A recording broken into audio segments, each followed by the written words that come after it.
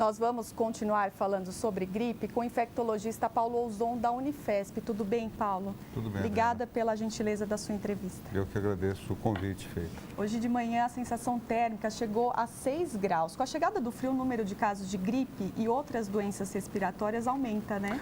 Aumenta por uma série de motivos, né? Um deles é porque as pessoas ficam em lugares muito confinados, muito fechados, né? E a proximidade, menos de 1 metro de distância, isso facilita a contaminação. É o que ocorre, por exemplo, dentro de um metrô, dentro de transporte público, onde as pessoas ficam muito aglomeradas, e isso facilita a transmissão até por via aérea.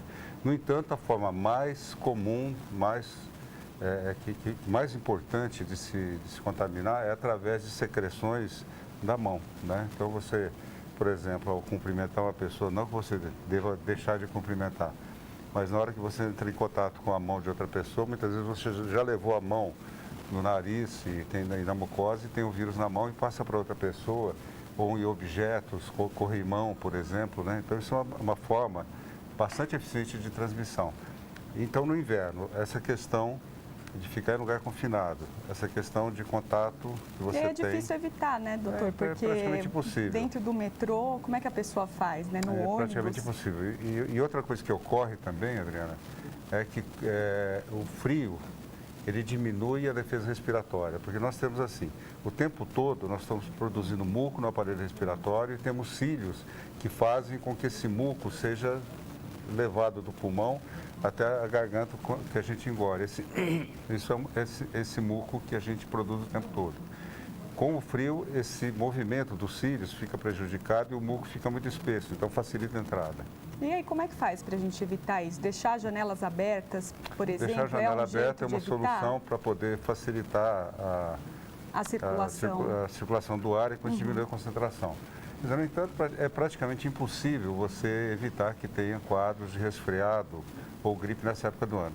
É interessante fazer uma diferença. Eu queria saber qual é a diferença. Muita gente fala, eu estou gripada. Não, são duas coisas completamente distintas. São vírus que penetram pelo aparelho respiratório, pela parte alta do aparelho respiratório, garganta, nariz principalmente.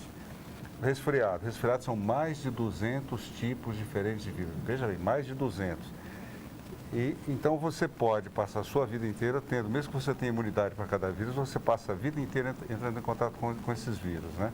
E esses vírus não dão um quadro grave, né? Dão um quadro local, não costumam dar febre, tá certo? Costumam dar simplesmente um comprometimento da parte alta do aparelho respiratório, que se traduz clinicamente por muco, né? Você acaba tendo um pouco de corrimento nasal, uma discreta dor de garganta, demora 2, 3 dias e passa, né? Gripe não. Gripe é um vírus que entra por via respiratória, mas ele se espalha pelo sangue e compromete uma série de setores do organismo. Dá dor muscular, dá dores pelo corpo, febre alta e leva a pessoa geralmente para a cama, para ficar. E quando que ele pode se tornar grave, então? Pois é, o vírus da gripe é um vírus que diminui a resistência da pessoa e tem uma ação local muito mais intensa, né? Então, o que acontece? Ele facilita o aparecimento, por exemplo, de pneumonia, de sinusite.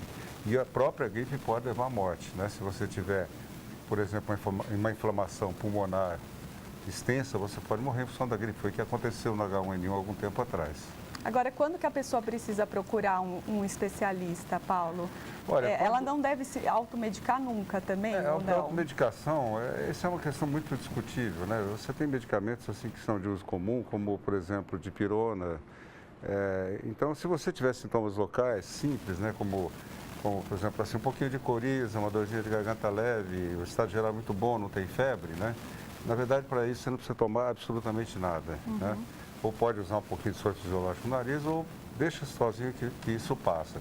No entanto, se aparecer febre alta, dores pelo corpo, mal-estar geral, daí é necessário você procurar ou algum desses o médico. sintomas que persiste, é isso? Se ele ficar muito tempo, qualquer um desses sintomas isso, também principalmente febre e comprometimento geral.